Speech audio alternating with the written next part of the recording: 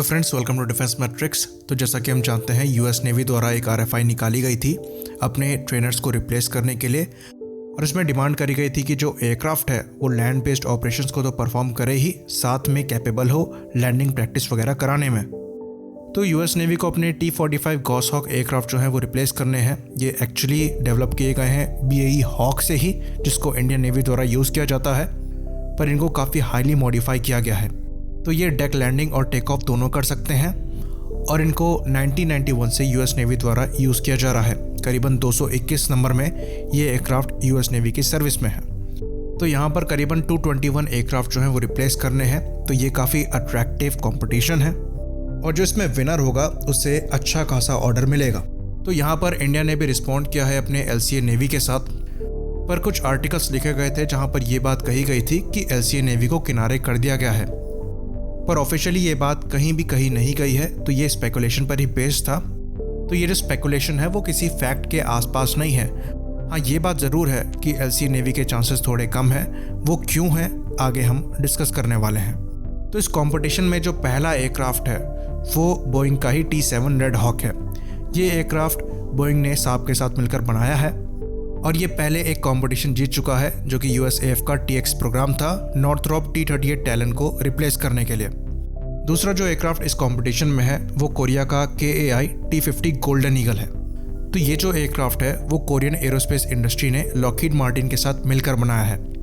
तीसरे एयरक्राफ्ट की बात करें तो वो इटालियन अरमाची M346 मास्टर एयरक्राफ्ट है, और चौथा हमारा LCA तेजस नेवी है। तो इन सब में जो सबसे क्वालिफाइड एयरक्राफ्ट है प्रेजेंट टाइम में वो LCA नेवी है, जिसने डेक लैंडिंग और टेक ऑफ दोनों परफॉर्म कर रखा है, वो भी स्की जंप में। और जो इंटरेस्टिंग चीज़ है यहाँ पर वो ये है कि इन चारों एयरक्राफ्ट में जो 3 एयरक्राफ्ट हैं वो कॉमन इंजन यूज़ करते हैं।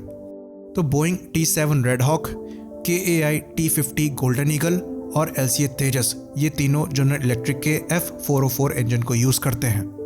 और जो दूसरी चीज़ यहाँ पर नोट करने लायक है वो ये है, इस RFI में जो टाइमलाइन डिमांड करी गई है वो 2028 या उससे पहले की है। तो यहाँ पर अच्छा खासा समय दिया गया है, यानी कि ये एयरक्राफ्ट 2028 तक भी अगर सर्विस में आएंगे तो यूएस नेवी को कोई परेशानी नहीं है।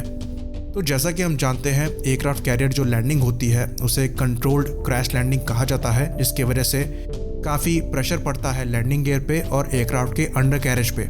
तो काफ़ी ज़्यादा मजबूत बनाया जाता है इन दोनों को, जिसकी वजह से जो वज़न है एयरक्राफ्ट का वो भी बढ़ जाता है, और थोड़े फ्लाइट कैरेक्टरिस्टिक्स में भी चेंजेस आते हैं। साथ में ये जो ट्रेनर एयरक्राफ्ट हैं वो साइज़ में थोड़े छोटे हैं, तो इनमें बड़े और मजबूत लैंडिंग गियर लगाना, अंडर कैरेज को मजबूत करना, इसमें स्पेस रिक्वायरमेंट ज़्यादा बढ़ जाती है।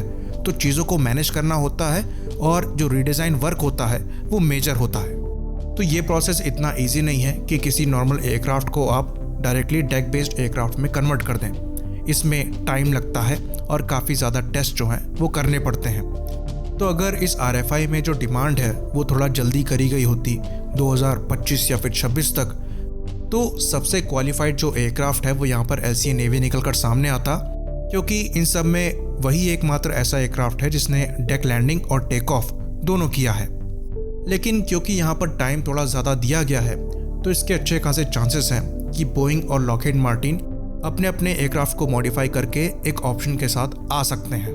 बाकी एक और पॉइंट यहाँ पर हम मेंशन कर दें कि जो डेल्टा विंग एयरक्राफ्ट होते हैं और कन्वेंशनल विंग डिज़ाइन होते हैं, उनके फ्लाइट कैरेक्टरिस्टिक्स में काफ़ी अंतर होता है। तो जो डेल्टा विंग डिज़ाइन का इंस्टेंटेनियस टर्न रेट है वो बेटर होता है कन्वेंशनल डिज़ाइन से, और जो कन्वेंशनल विंग डिज़ाइन एयरक्राफ्ट हैं जैसे कि क्रॉप्ड डेल्टा डिज़ाइन हो गए, इनका sustain turn rate delta wing के सस्टेन टर्न रेट से बेटर होता है। तो यूएस नेवी द्वारा जो एयरक्राफ्ट ऑपरेट किए जाते हैं, चाहे हम F-18 की बात कर लें, चाहे हम F-35 की बात कर लें, ये डेल्टा विंग डिज़ाइन नहीं है। ना ही जिस एयरक्राफ्ट को रिप्लेस करना है यानी कि T-45 गॉसहॉक, वो डेल्टा विंग है। तो इसके चांसेस थोड़े कम नज़र आते हैं कि एक डेल्टा विंग एयरक्राफ्ट जिसके फ्लाइट कैरेक्टरिस्टिक्स थोड़े डिफरेंट है उनके ऑपरेशनल एयरक्राफ्ट से, वो उनको चूज़ करेंगे।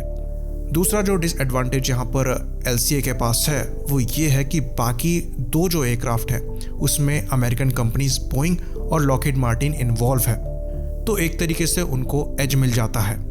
डेफिनेटली ये चीज़ सर्टेन है कि LCA नेवी के जो चांसेस हैं वो कम है यूएस नेवी के कंपटीशन में, पर यहाँ से हमको एक जो सीख मिलती है वो ये मिलती है कि अगर यूएस नेवी अपने ट्रेनर्स को रिप्लेस करके एडवांस ट्रेनर से रिप्लेस करना चाह रही है तो इंडियन नेवी एलसीए नेवी को अपनी सर्विस में इंडक्ट क्यों नहीं करती एज अ एडवांस ट्रेनर। साथ ही साथ जो एलसीए नेवी का डिज़ाइन है वो डेल्टा विंग डिज़ाइन है और फ्यूचर में जो टेड-बीएफ आना है वो भी एक डेल्टा विंग डिज़ाइन है, तो फ्लाइट कैरेक्टरिस्टिक्स में भी थोड़ी सिमिलरिटी यहाँ पर मिलेगी। तो इंडियन नेवी को डेफिनेटली कम से कम 2 स्क्वाड्रन एलसीए नेवी के एडवांस ट्रेनर के तौर पर सर्विस में लेने चाहिए। इसी बात पर हम इस वीडियो को भी ख़त्म करेंगे।